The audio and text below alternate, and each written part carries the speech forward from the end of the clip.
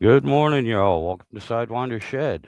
Um, I know I promised to be on about an hour ago, but sometimes it's happened before. Life gets in the way, and yeah, had a few things to take care of this morning. Um, Unexpected, but that's okay. We're here. So good morning, y'all. Um, yeah, and as you can tell, I just got out of the shower and having my coffee and a smoke and everything, and again, it's a nice day out. Here in Virginia anyway. Very nice day. It's sunny. I guess it's going to be close to as warm as it was yesterday, and I think it got in the 70s Fahrenheit. 70 degrees Fahrenheit, obviously. If it was 70 degrees Celsius, I wouldn't be sitting here going it was nice weather. It's only 30 degrees less Celsius less from boiling. So that would have been a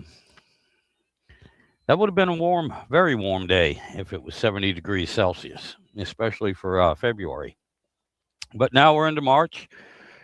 Welcome to March. Today is March 1st, Sunday. Um, anyway, yesterday,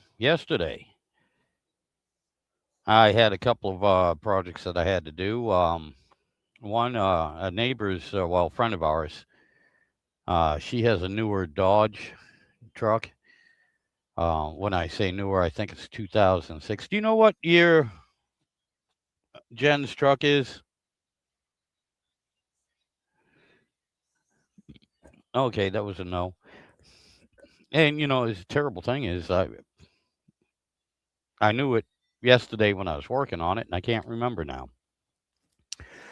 But anyway, wasn't anything major. All she needed to do was put a new battery in it.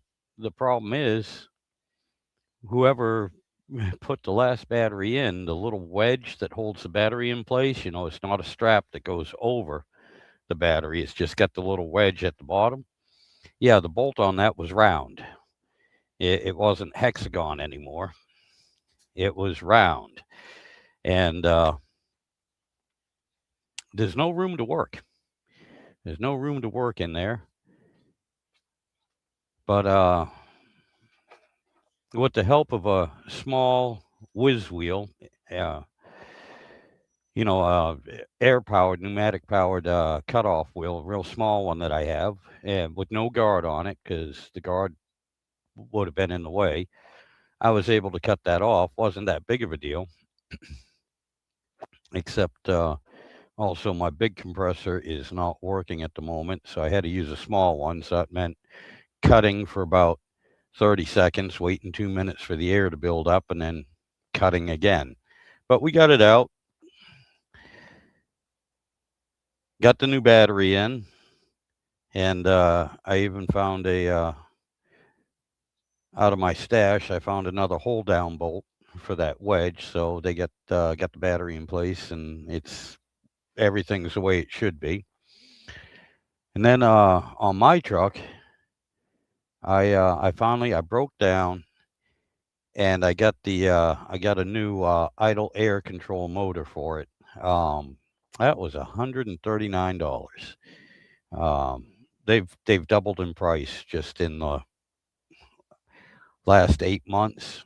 They were running around $70. Yeah, now $139. Um, I put that in yesterday. I got it adjusted so far. At least when the engine's cold. I didn't get a chance to drive the truck, but I did that. And yeah, during all of this too, the grandkid was over. The youngest one was over here, and oh my God, he wanted to help. He wanted to help so bad. Um, and he tried, and that's one of the reasons. Again, I mentioned yesterday I wasn't doing any videos because one, I had to keep an eye on my grandson. Uh, 2, I had to give him some attention, a little bit anyway, what I could. And 3, I definitely had to work on those vehicles, get them done. And so with all that, I couldn't take the time to make videos. That just take too much time away. But good morning, Philip. I'm going to add you here. Give me just 1 second. There we go. Okay. Good morning, sir. Hi, how you doing? Oh, I'm doing all right, my friend. How you doing? I know it's been a few weeks. I Yeah, missed you. it has. Well, don't worry, your aim is improving. Good deal. Good deal. So what's up? Oh, not too much. Yeah, I was just doing a little brief recap of what I did yesterday, and Well, I missed all of that. I just as soon as I seen you, I was out here feeding the squirrels when the phone binged. oh, okay. So and as soon as I could get set up here, and I went to YouTube and saw that you was there, and then quickly jumped over to the link. So Yeah. I missed out on everything that you were saying. So Well, I've only been on for 6 minutes. yeah, I was gonna say like 5 minutes maybe. Yeah. So in other Mhm. words, I didn't do a whole lot yesterday. If it only took me Uh-huh. 5 minutes for a recap. Uh-huh. Uh, basically, a friend of ours. Mhm. She's got a newer Dodge truck, and when I say newer, it's somewhere around a 2006, something like Uh-huh. that. Might be newer than that, but Mhm. she had to put a battery in it. All right, sounds simple. Yeah. Yeah. Yeah. Problem was the hold down screw. It's got the wedge at the bottom of the Yeah. battery. You know what I'm talking about, Yeah. instead of the strap. Yeah. The bolt on that was round. Wasn't even pretending to have any flat sides to it Yeah. anymore. It Yeah. gave up on that fallacy, Yeah. and not a whole lot of room to work in there. So I So did. I did. you was doing this? You was Yeah. trying to get it out? Oh yeah. What'd you do? I have a little whiz wheel, pneumatic cutoff wheel, and took the guard off of it because the guard was hitting everything. I couldn't get to the bolt, Right. and I cut the head of the bolt off. Now Oh, the problem is, all right, I couldn't cut the head of the bolt off this yeah. way. Yeah. Had to I go. had to take 3 slices and then take a chisel and knock the head off, and then the bolt goes straight through, and there's a little plate on the bottom that it screws to. So I just knocked it straight through. The wedge You came out. know, years ago, I had I was doing some automotive service work, working for one of these shops, Yep. and at that shop there was a. Hold on a second. Let me get my lighter. I'll be right back. Alrighty.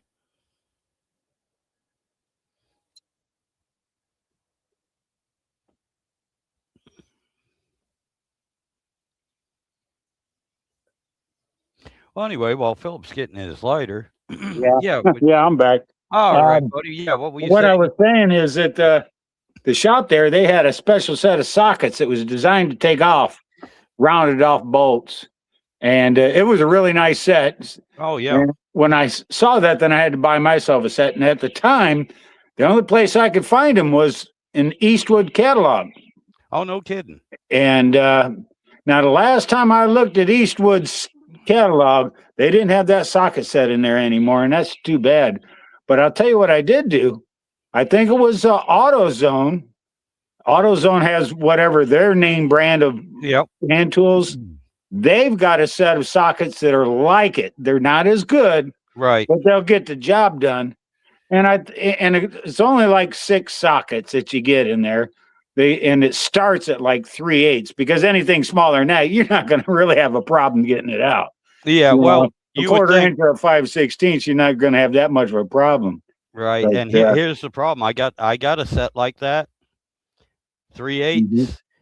yeah, it goes up to like 3/4 or 7/8. Yeah. Well, here's the problem. It's a 10 millimeter, which is pretty close to a 3/8. Mhm. Okay. But 2 things. Do you think, for any reason, and I know exactly where these sockets are supposed to be, do you think I could find that set? Yeah, Because it right. came in a little box, came in a Yeah. nice little set.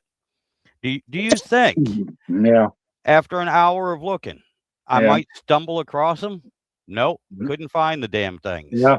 The problem was you was looking for them. Yeah. Now You got to look today, for something else, right and today, then you'll find them. You see. exactly today I'll head out to the shed and I'll probably kick them with my shoe, and trip over Well, 'em. you got my mind on that now because that socket set that I have, I know where I was keeping them, but since then, I have moved it was in a little pocket of my workbench, Right. and since then I have moved that workbench twice now Oh for a grand God, total yeah, of about a half a mile in distance. yeah. So, and it's now down in the barn over here. But you got my mind on it now. I've got to go down there in a little bit anyway. Yep. I'm going to go look to see if I still got them.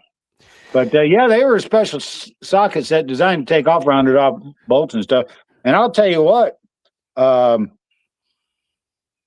had it was a Pontiac cylinder head, and this particular Pontiac cylinder head, they did the press in studs, Oh, okay, yes. and Yep. I didn't know that. I thought they were threaded in. Oh God, And yeah. I'm like, well, how do you get these studs out? And I tried the jam nut method, Yep. and that didn't work.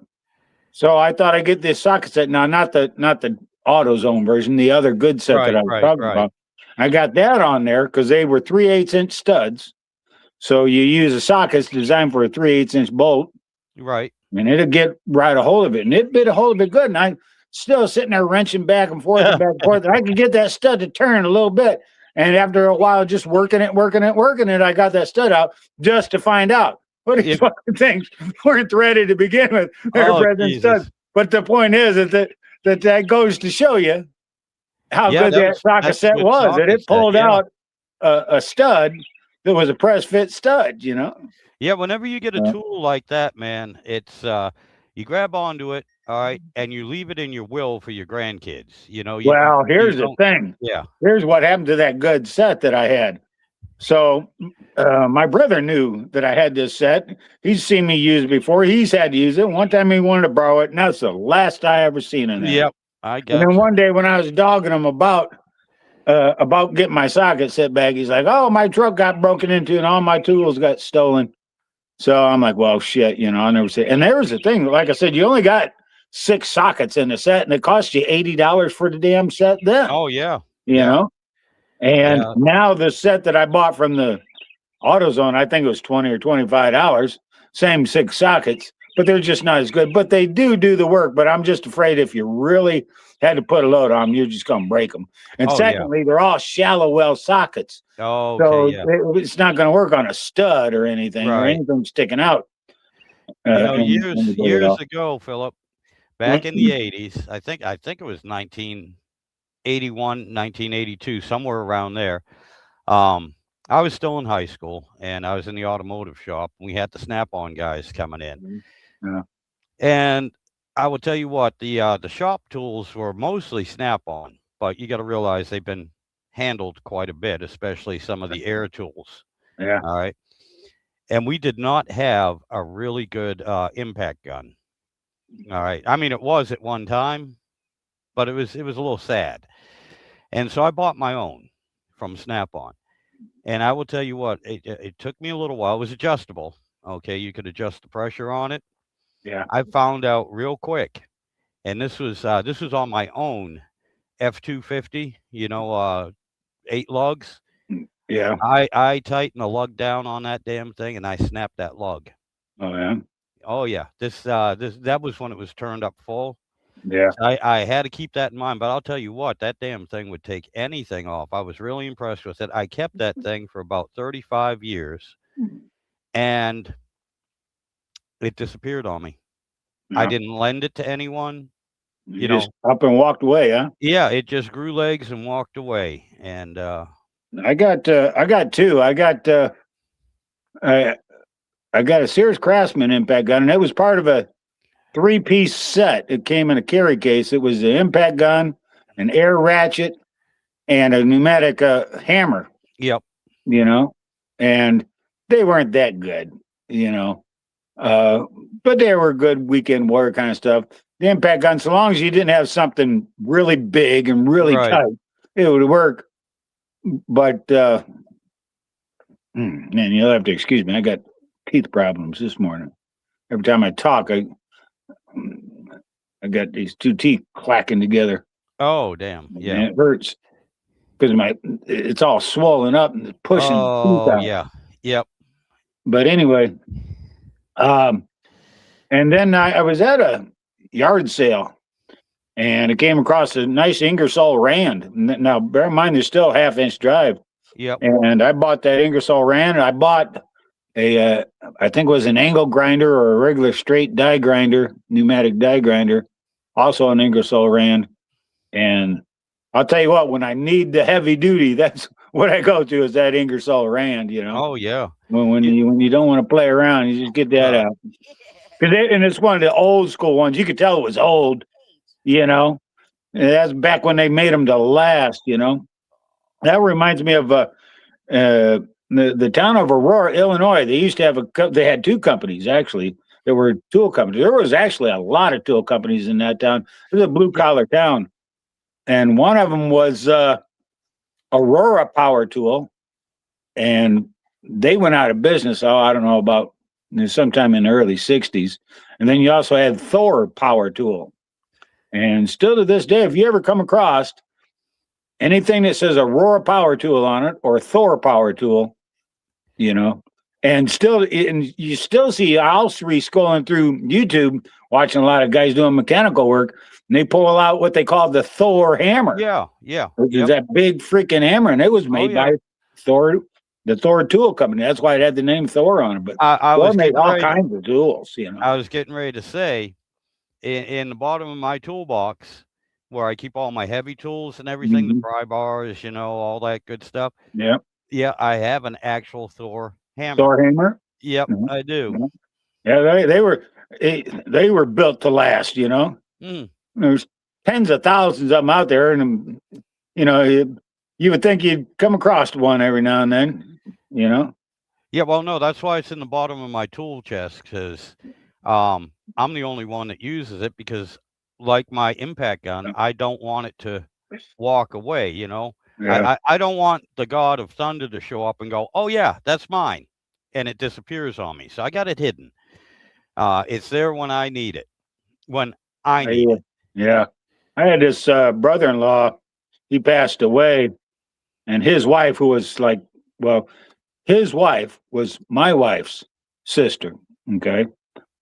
And when he passed away, and she was moving out of this, they had a real nice waterfront house in Panama City, Florida, right on the waterway. Right, in fact, you could look across the waterway to this peninsula that stuck out. It's probably maybe 2 miles away. That was Tyndall Air Force Base. Tyndall Air Force Base runs they've got a runway and a bunch of little outbuildings, and that's where the F-22s, some fighter squadron that was flying nothing but F-22s was at. And that was kind of cool because you could sit on their back porch and watch fighters just buzzing around all the time. But anyway, she sold that place and just moved into a little apartment in town until she could decide what she wanted to do. Her plan was to move up to I can't remember if it was Tennessee or Kentucky, where her daughter was living. I think her daughter was in Kentucky, but anyway, she ended up settling in up in northeast Tennessee, about halfway between Bristol and Knoxville. She's somewhere up in between there. But anyway, the primary point of this story was that when she was moving, she had all these, all of her husband's tools. And she told me I could take anything that I wanted, so I took just about all of it because all they had for was girls, as children. Oh, yeah. And these girls weren't the least bit interested in it, The only one that might have been interested in any tools was the oldest one, because she was the Air Force. She was the one I was telling you about. She's kind of like a niece of mine. Well, I guess by law she is niece. I want to say hi to Eric. Eric just showed up. Hi, Eric. And but she was the one that I told you was a loadmaster on a C-130. Oh, okay. Yes. And she was doing the career thing, and she was a real tough gal, you know. So it it just struck me as odd when we was at a wedding and see her wearing a dress. It was like that just didn't fit that girl, you know. Yeah, I it's mean, like, don't get me wrong. I mean, the dress fit nice, but oh yeah, just see her in a just dress was weird just to see her in a it was dress. I weird know to see her in a dress. my oldest daughter is like that too. Very rarely do you ever see her in a dress or a skirt or anything else. You know, it's been like Yeah. that her whole life. You know, and so on the few occasions you see her, it's like, who are you again? You Yeah. know, it's weird. But speaking of brother-in-laws, Philip, Yeah. years ago, my brother-in-law, he's down in Florida now. He was getting ready to move to Florida. Him and his wife and everything. They're getting ready to move to Florida, and anyway, he's selling off some stuff that he couldn't take with him, Uh-huh. and also trying to get a little bit of money, you know, to help with the move and everything, Yeah. at least for the trip down, you know. Yeah. And so it's like, okay. So I went over there, you know, to go rummage through some of his stuff, and he had a cooler, nice cooler that I was interested in, and it was full of all sorts of tools. I didn't look too hard, you know, because I was. Honestly, I was. If he needed some money, I was going to give him some money. But I said, "This is a good excuse." You know, he's proud. He don't Yeah. want to just take a handout. Yeah. So I was like, all right, man. I said, for the cooler and everything in it, and there was a lot of stuff in it and some nice tools at first glance. I said, I'll give you $100. He's like, yeah. He said, that's fine. No problem. Well, I got that. I bring it home. Philip, that's when I got a little bit irritated. Three-quarters of the tools in there were the tools he borrowed from me. I bought my own damn tools back. Yeah. Yeah, to include an air compressor. Yeah. I Yeah. was like, son of a gun. I was like, but you know, I laughed about it. I was like, I was going to give him the $100 anyway. At least I got my damn tools back. He didn't sell Yeah. them to somebody else. Yeah, you got to look at it in the right frame of mind. You was Yeah. going to give him $100 anyway, Yeah. and you got your tools back out of it. Yeah. And, you know, I also got a few extra things. I mean, the cooler itself was a nice cooler. To buy it brand new, it was probably a $50 cooler. And then a few of the other smaller tools that weren't mine to begin with actually added up to be worth about the other $50. So I mean, I got my money's worth, and I got my tools back, and I helped my brother-in-law out. So Yeah, you know, I just made it a point. I just don't loan tools, you know. And here was the thing. See, I made a living with my tools and as a service technician in one form or another, you know. yeah, And that's my livelihood, and I just put it out straight out to people just like that, you know. If you need to borrow one of my tools, you get me with it, you know. right, And yeah, same time there, I might as well do the work, yeah, and I get paid for my work, you know. So and that they get the message. They don't never come around asking to borrow tools ever again, you know. see, that was It's, the thing it's I bad had. enough that I've lost. I haven't lost like a lot of tools. I think I've lost more tools to my brother than anybody because oh, let me borrow this. I'll bring right back, and he never Oh does. yeah, I got You you. know? See, that was the thing I learned years ago too. I used to have 3 sets of tools. When I was a mechanic, I had, of course, my toolbox and my set of tools at work. They never came home with me. Yeah. So I had another set, and I mean, the ones at work, they were the Snap-on, the Matco, the Max, Yeah. and everything else. The ones at home, now these were a lot. Most of them were all the old Craftsman. You know, the good ones Uh-huh. when Craftsman still had quality, and you know, some of the oh my God. I had it right on the tip of my tongue before I was getting ready to say, but you know, some of the older off brands from the 30s and 40s that I Yeah. got from my father. Yeah.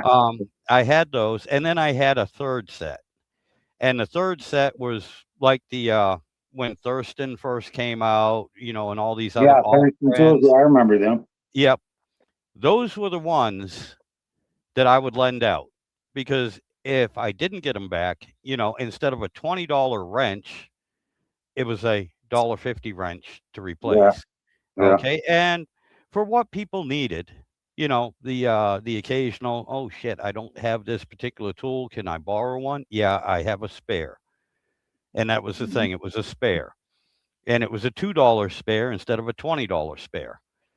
And those are ones that I would lend out. With that being said, most of those,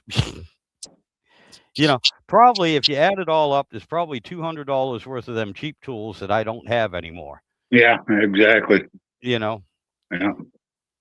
But but yeah, it's funny.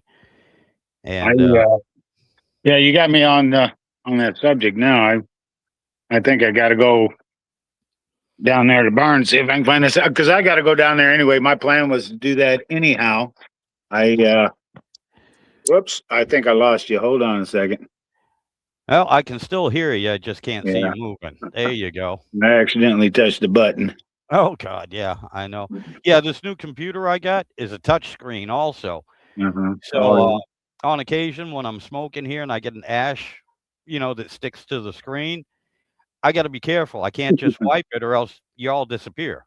Look what Eric says. Being an only child, he's the only one to blame when tools come missing. Oh yeah, yep, yeah. I can remember when I was a kid. My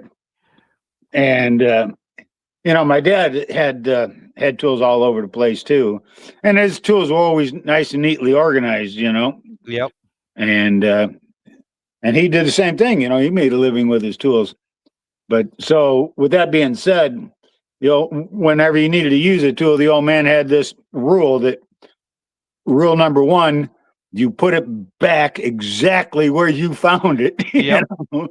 Because, and I get that because especially now, if someone moves something of mine, if they move it from the spot that I had it in, now I can't find it, Exactly. But, exactly. Yeah, I don't know how many times I've gone out, and it's not so much with the automotive tools, but it's with the woodworking tools. Yeah. I'll go out and I know I left my tape measure here. Yeah. I know I left my hammer, right in my pouch. And I go up there, it's not there, and I'm like, where the hell is it? And then it's like, oh, the wife or my brother-in-law will say, oh yeah, I needed to do something, and it's on the in the kitchen drawer. It's on top over the dryer, and I'm like, that's not where the damn thing belongs. Why would I even look there? I never put it there. Yeah. And you speaking of tape measures, that gets me to. It reminds me that when I was doing the construction, I go to work every day, had the same damn tape measure for years, same exact. But I quit doing that job and started remodeling my house, and I gutted the whole house and redid the whole interior of the house from one end to the other. I think I went through 5 tape measures in every. Oh yeah, yeah. I don't know where they're at, And here's the damnedest thing: now that I've sold the property, and the people that have the property now, they tore the house down and had it all off. And I just wonder how many tape measures that fellow found because they had to been in that house somewhere. You know, I've got 2 tape measures that I've had since 1984. One's a 25 foot, one's a 30 foot when I was doing framing. Yeah. And I can't think of the brand. Yeah. I always use Stanley's, them That's chrome it. plated Stanley's. Thank you, Stanley. And it's the old square ones because they Yeah, changed the the old design square on ones. them. Yeah. Yeah, they changed the design on. I And wouldn't it get had them plastic ones. 'Cause Stanley made plastic ones too, and Yeah. the plastic No. ones wouldn't hold it. You couldn't drop them off your belt without them smashing, So Right.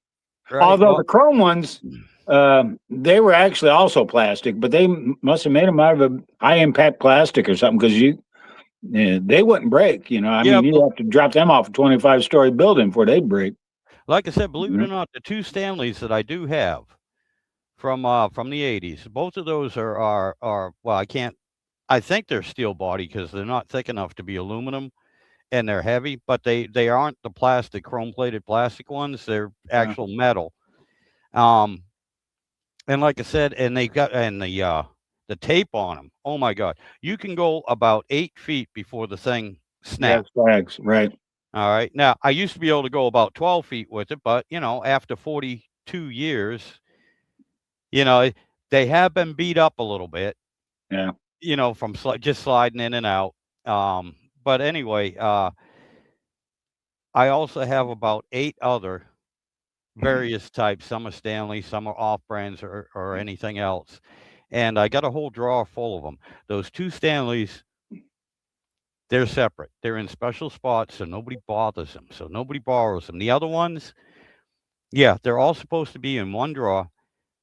But every now and then, I will see one sitting on the table. I'll see one in the junk drawer in the kitchen. I'll see one, in the back of my wife's Jeep, and I'm like, all right, I got those the those are fine. Those are $10 tapes. You yeah know, back in '84, I think I paid $25 for each of these Stanleys back yeah then. yeah. I was I don't remember where I was. I might, probably Ace Hardware or something, and they had a package deal where there's 3 tape measures for like $10.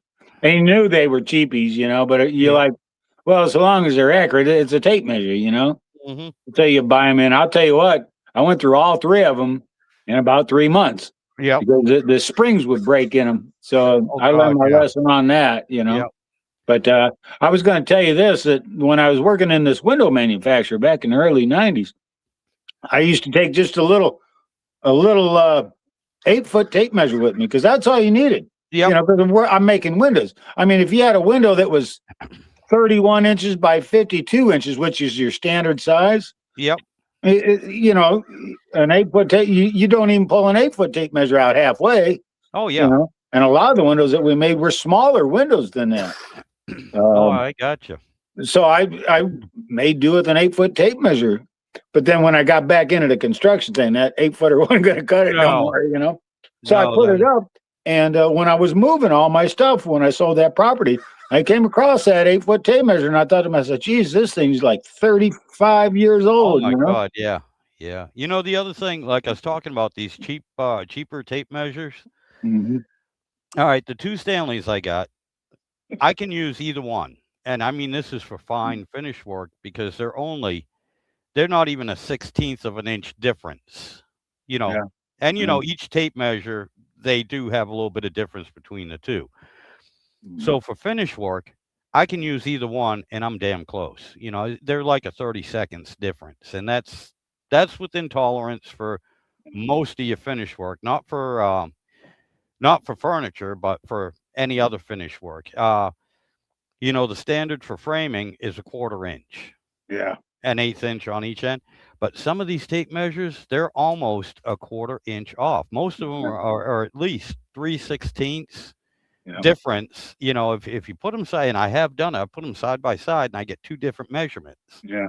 And Yeah. I'm like, that's why I try to stay anything Mhm. I'm doing. I mean, even to be honest even with rough framing, I try to stay with the same tape measure. Even if, I stop one day and I pick it up the next weekend, I try to use the same tape measure because then all my cuts, are at least as far, I'm getting older, my eyes aren't as good as they were, and I don't do it as often, but at least they're within that You know what 1/4 used to throw inch. me off a lot because first of all, um, I claim that there is such thing as that there's no such thing as a left-handed tape measure.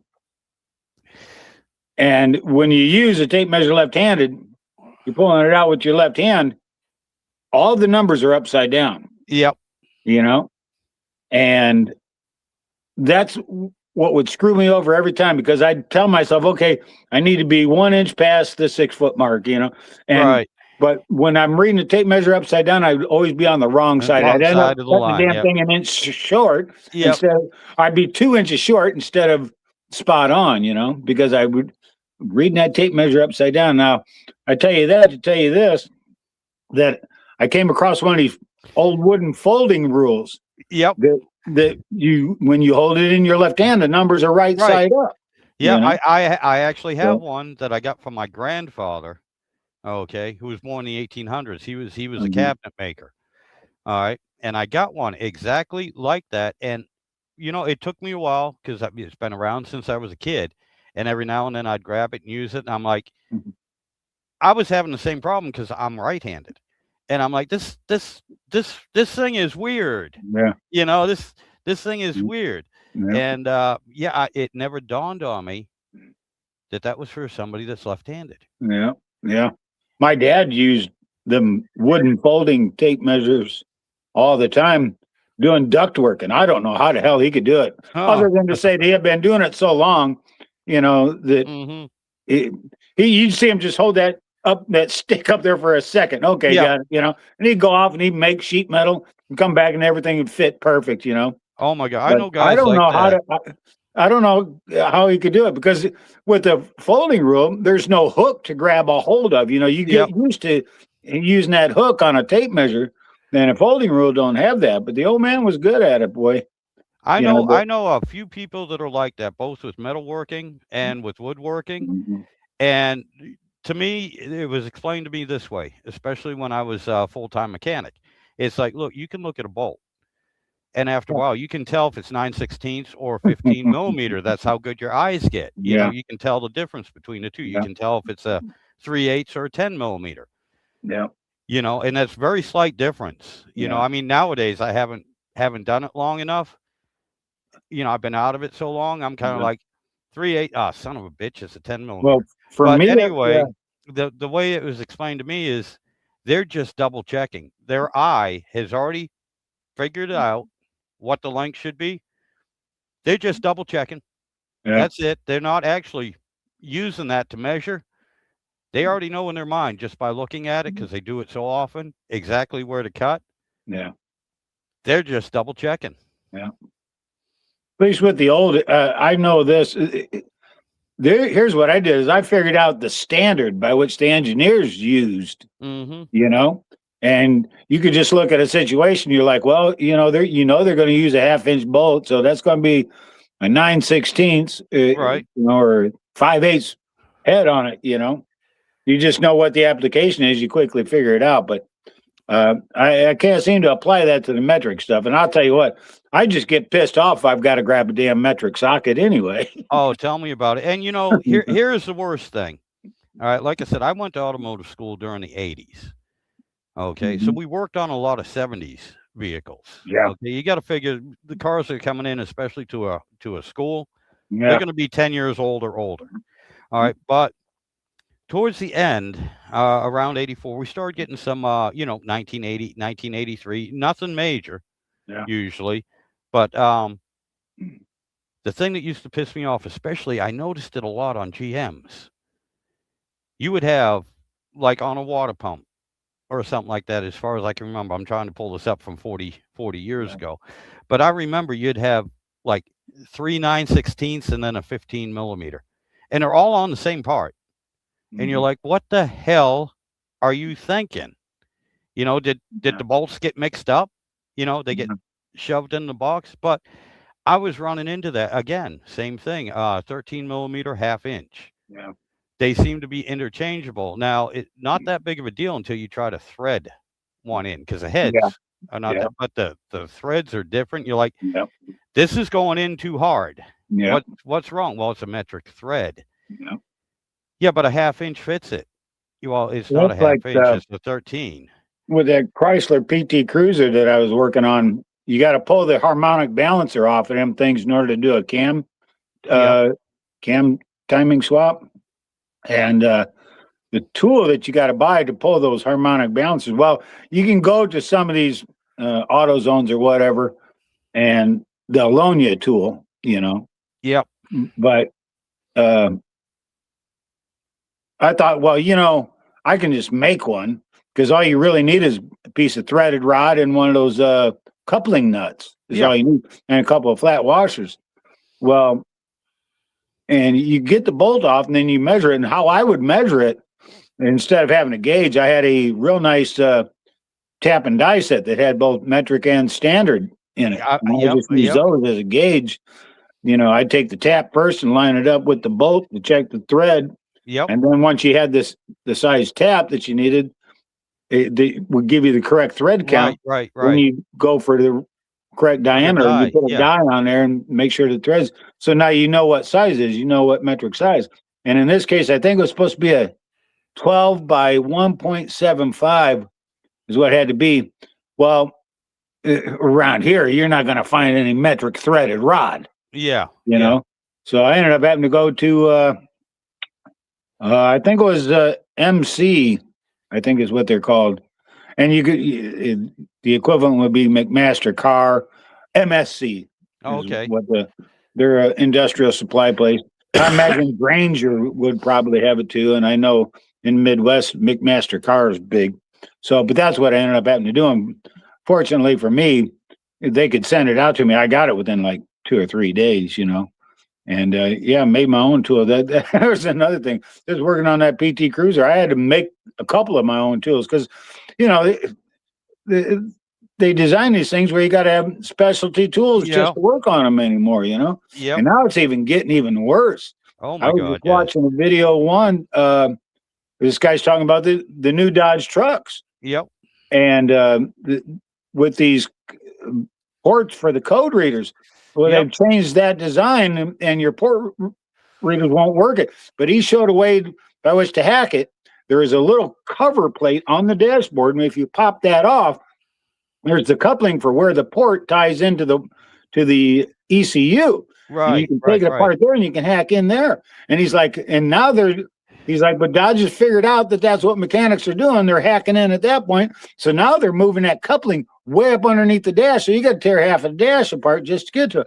Now, why are they doing this? Why are they making it so the guys can't work on these vehicles? Well, it doesn't make any damn sense to me. So I've just vowed that I'm just not going to buy a new vehicle. That's all there is to it. Oh, same here. One, I can't look. I can't see That spending is the money. 175. He said, "Yeah, all right." I can't justify spending the money on a vehicle that's more expensive than the first house I bought.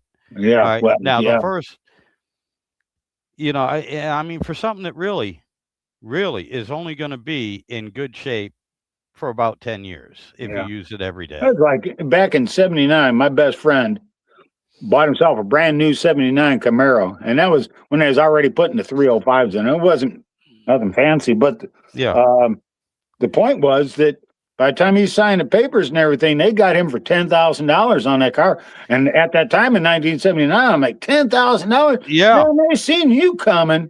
That car only goes for about $8,000. Why the hell did you pay $10,000 for it? And that was just it. They just seen him coming. He was a young kid, first new car. Parents were co-signing. And here's what did end up happening. He got behind on the fucking payments and had to refinance the fucking car. So he ended up paying on that car for like 7-8 years, By the time he got it paid for, the thing was a piece of junk, because it was a '79 Camaro with a 305 in it. 305, yep. So I remember one thing that happened to it was the shock absorbers. They didn't put any structural reinforcement for the shock absorbers. They went straight up into the body with just that thin sheet metal body. Oh yeah. If you lived on bumpy roads, they'd punch them shock absorbers right through the steel body, because there was no frame reinforcement there, Yeah. That was when they did that subframe under the front, and that was it. There was nothing else. They put these little mono-leaf springs on the back, Yep. No torque boxes or nothing, just. In '89, 10 years later, 1989. Well, I'm sorry, it'd be 11 years later because it was actually 1990. I bought my first new vehicle, and that was it was a leftover. It was an '89 F-250. Yeah, I remember you said that Ford. Yeah. Yeah, 4x4.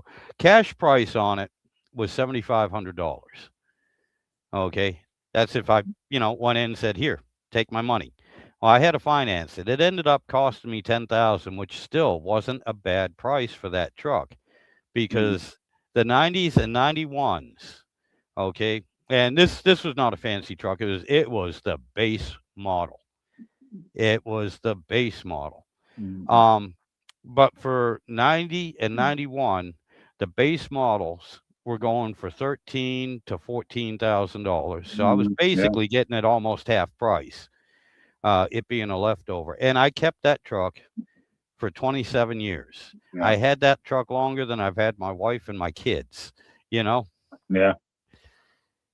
But yeah, and I was shopping around for a good used truck for a while. You wouldn't believe what I saw. But one of them was it was a GMC truck with a Duramax diesel in, 4-door truck with with the short bed on it, like a 6.5-foot bed. It was 4-wheel drive, and it didn't have the dualies.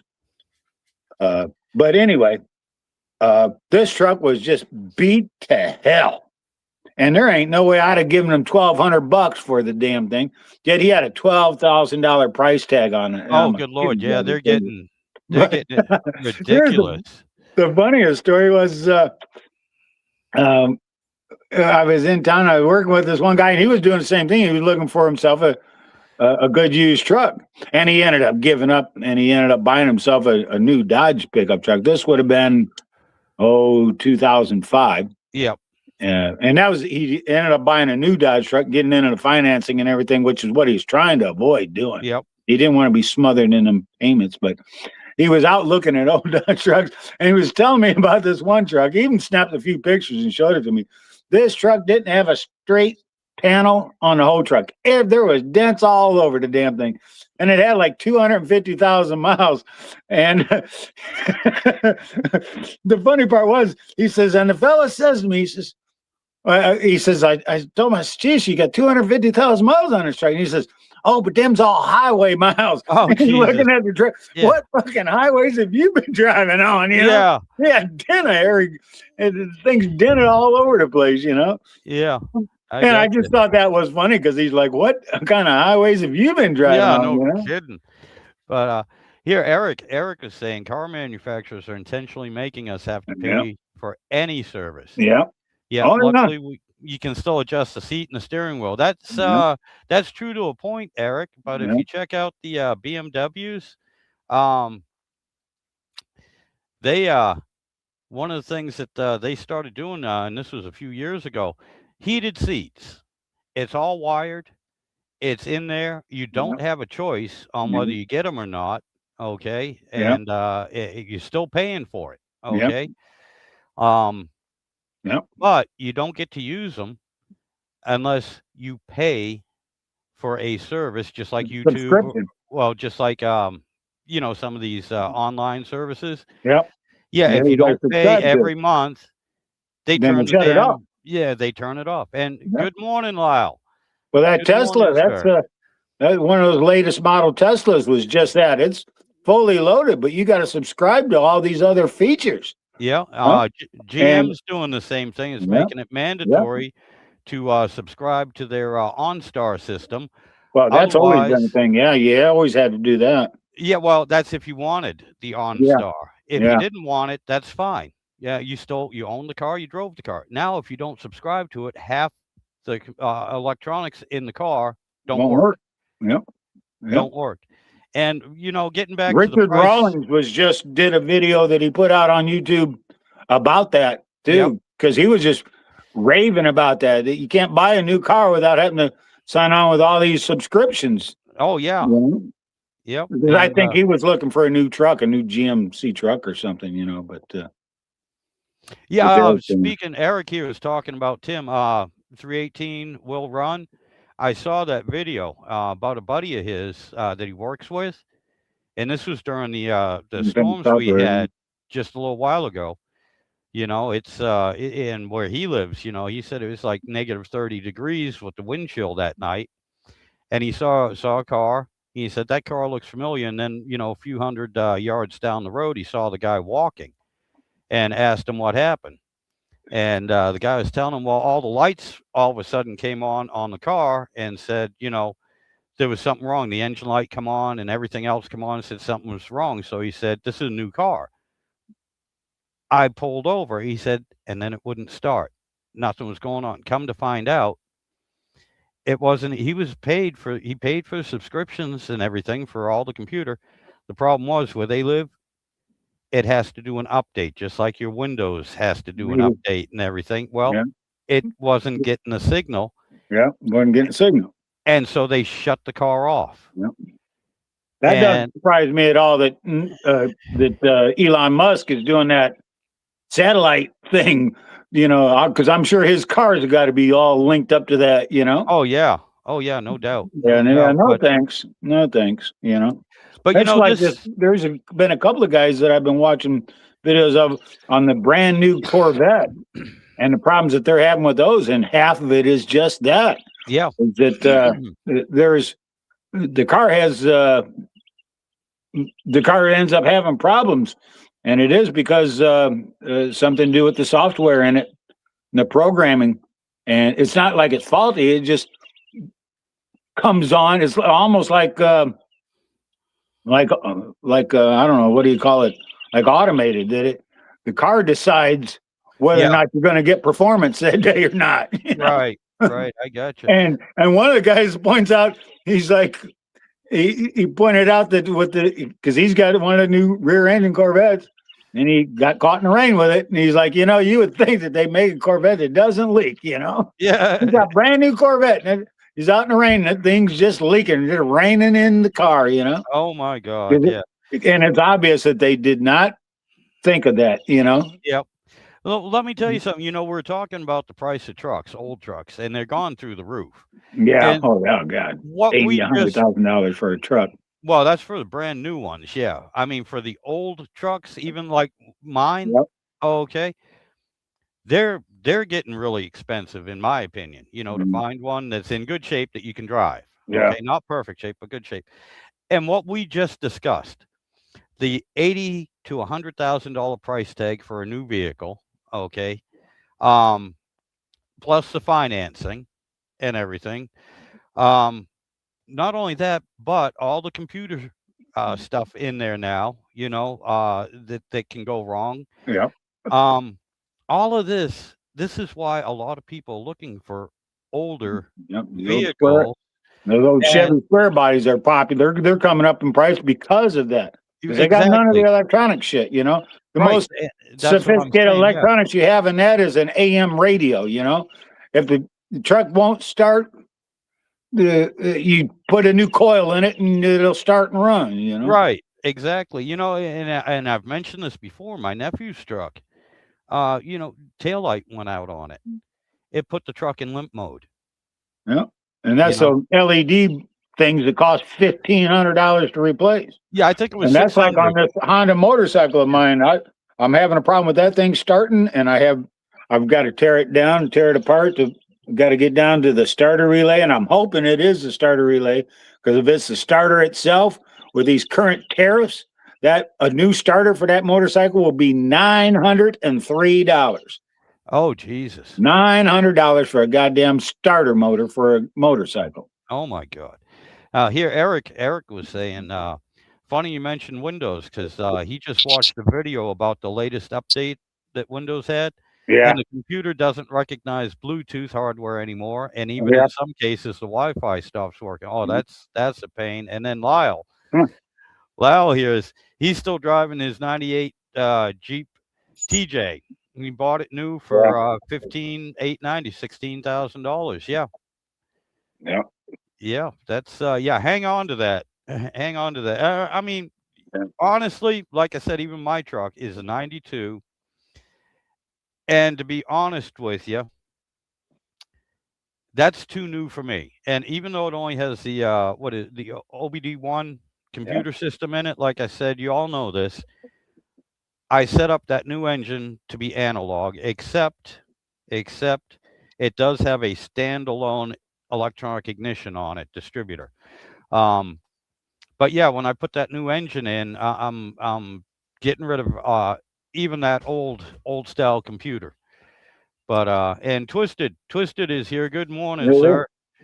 Twisted Mopar. Good morning. Yeah. Thank you for joining in, buddy. I appreciate it. Thank you. Yeah. Hanging in here, and we're just, you just got two old farts talking here. Hey, speak for yourself. Yeah. Talking about, that cars nowadays are basically computers on wheels instead of really anything else, Yeah, it just pisses me off, And Eric has a 2004 RAV4. Yeah, you got me beat. None of my vehicles. Well, actually, I take that back. The wife's motorcycle, I believe her motorcycle's a 2001. So that's the only vehicle I got that's in the 21st century. Everything else is was made back in the 20th century. Let me see. That Corvette is a 93. My Grand Prix is a 98. That motorcycle's a 2008. That's the only thing. And when you know, that's the one I'm having problem. Well, I got to admit that Grand Prix isn't running right now either, but that's because I burned the engine up in it. Yeah. And I was going to get on that, but then it's been one thing after another. That GMC truck that I had, that thing was a pain in the ass. I got rid of that quick. Got real tired of that thing real fast, let me tell you. I got you. So, but listen, I'm going to have to get off here because it's getting on 9 o'clock my time, and I got to take advantage of this nice weather and get something done. All right, buddy. Well, you have a good day. And man, it was great talking with you again. I love it when you come on. You know, because I mean, there's absolutely, and I'm not picking on you. There's absolutely no dead air. Yeah, right. On, man. It just, and the time goes by so damn quick too. Yeah, we've already been on here an hour now. Yeah. So, but yeah, I gotta get on. Plus, I think my cleaning lady's supposed to show up here in about a half an hour, and I was supposed to be down there at the barn monkeying around with that bike. Yeah. So I'm gonna have to get off here, and I'll just talk to y'all later. Okay. Alrighty. Well, hey, look, if it makes you feel any better, because it certainly makes me feel better. Twisted said, "Go ahead and pick on him." Yeah. Well, maybe next time. But all right, man. Well, you have yourself a good day, and like I said, it's always great having you on. And and you guys in the chat, you know, if you scroll up to the top, you'll see a link if you all want to hop on. Matter of fact, I'll see if I can put the link back up here on the chat where it's a little easier to find. Okay, and, well, I'm gonna go. All right, buddy. You take care, and we'll see how. See if I can do this. No, of course not. Of course not. Let me try it again. Anyway, y'all can scroll up to the top of the chat if you want to join in. Because again, new computer. Trying to figure it out. Ah, here we go. I got it. I got it this time. There we go. There we go. There it is. It just popped up in the chat if anybody wants to hop on. And like I've told everyone too, my sister does this a lot. You can do it with just voice and no video, you know, in case your hair isn't as perfect as mine. You know, whatever. You don't have to have a video on. You can just do it voice or, you know, whatever. It's not a big deal. And of course, got my buddy Sean. He's been running around here in the background. How you doing, bud? What's happening? Oh, that's right. Yeah, he just got himself another car, and it's a 2022 GMC Terrain. Yeah, well, you know, we've already had this discussion. Mm-hmm. Yeah, I understand the situation you were in. Yeah, that's what you had to do. Yeah, how's it doing, man? Good. Yeah. 4 years old, and it had what, 72? 45,000 on it. Oh, okay. Yeah. Well, that's not bad. That's not bad. Well, good deal. Yeah, it's yeah, the vehicle he had before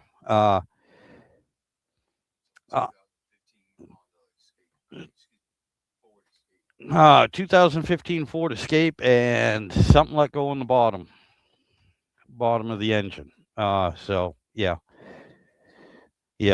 something's letting go. I mean, it's still running, but you know what that's like. You got the But oh, and anyway, yeah, yesterday I already talked about something simple, replacing that battery in Jen's Dodge. Oh my God, what a pain! I had to use a whiz wheel to get that bolt off. Yeah, and you know my big compressor's not working, so I had to use a little one, which meant 30 seconds of cutting, 2 minutes waiting for the air to build up. 30 seconds of cutting. I didn't have the room. I didn't have the room. I tried that at first. Yeah, didn't have the room. Matter of fact, I had to take the guard off the whiz wheel and then be real careful because fucking brake lines were right there too. Yeah, had to be real careful with it. But then after that, I put an idle air control motor in the Dodge, and that was the other thing I was complaining about. Just not even a year ago, they were $70. Yeah, $139 for something that fits in my hand. But I got that on the truck yesterday. It seems to be working good right now. I gotta adjust it, but I didn't warm the engine up more than just letting it, idle. And with that new radiator in it, it takes it forever to warm up. I got the 190 thermostat in it. Yeah, no, because we're talking Virginia summers with a 2,000 pound camper on it too. So it's fine. It does warm up. Takes it, when I'm moving. eh, yeah, it heats up a whole lot. I mean, it heats up fine and it runs nice, and I got plenty of heat in it. When I'm driving, which is nice because for about 2 years I didn't have any heat in it, and I thought the heater core or something was bad. No, you remember when I had the supposedly had the timing chain gasket supposed to bend down. They were supposed to put a new timing chain set in there, and they never did. All they did was pry it open, seal it with some silicone. Well, they also put stop leak in it. Okay, and it clogged up my heater core. When I back flushed it, yeah, big chunks of stop leak come out, and now I got heat. Oh, I was pissed. I was pissed. And let's see, Eric. I'm sorry, I wasn't looking at the screen, buddy. Eric says I just opened my used car app, and two GMC Yukons showed up, 2001, 2003. Here they're asking 21,000 converted to U.S. Dollars.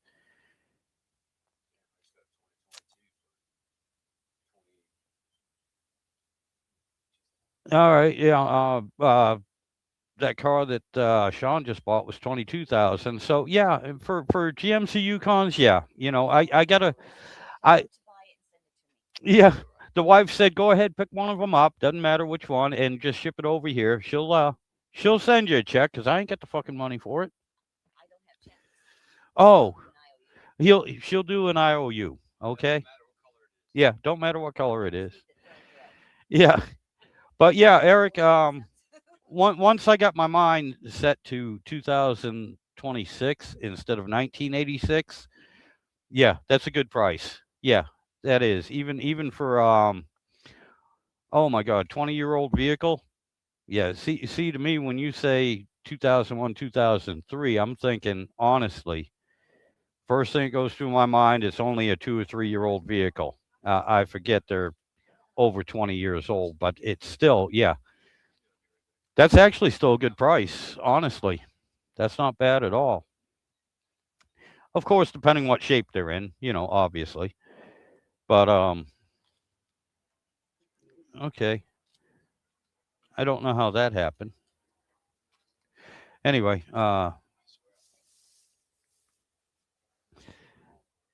anyway, yeah, that's not a bad price, and mm-mm. No, that's the problem. I had 2 packs. I didn't know where the second pack came from. But oh my god, yeah. It's one of the reasons, like Philip and I were talking, between the price of a new vehicle, even a good used newer vehicle, and all the electronic problems, all sorts of things that are going on. And now that even with the brand new vehicles, you got to subscribe so that you can keep your computer running and keep the car running. Yeah, this year it just started 2026. But yeah, but this is why even my truck.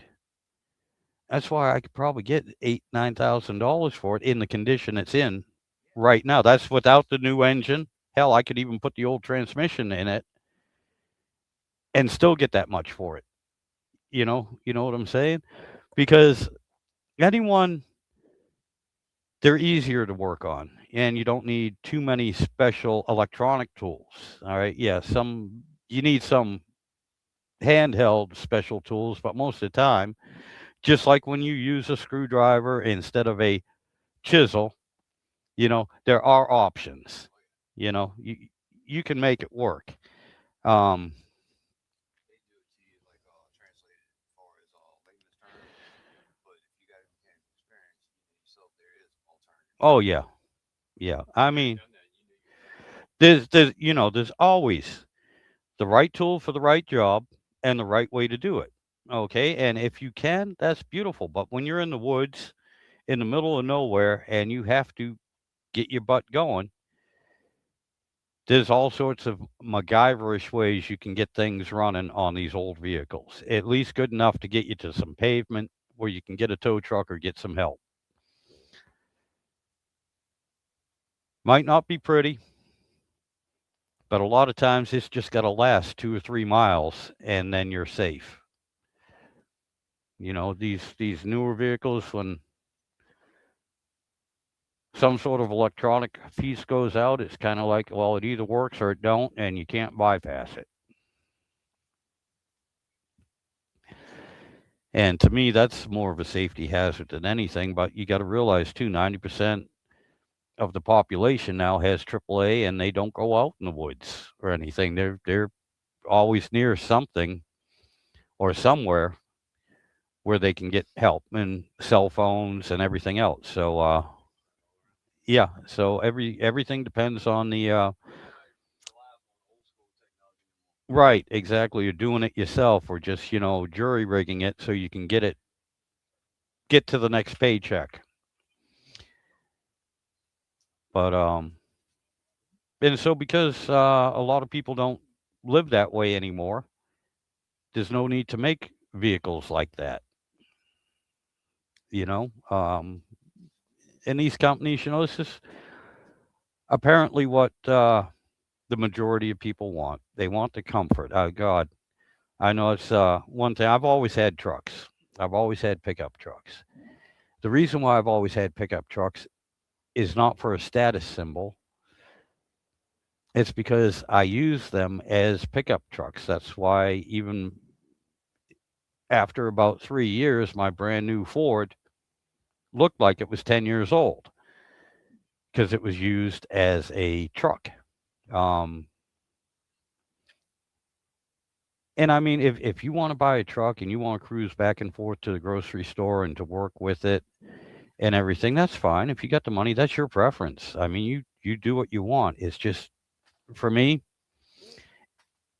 I've always been the mindset, if I buy something, if I buy a truck, it's going to be used as a truck, and it better stand up to the abuse I'm going to give it.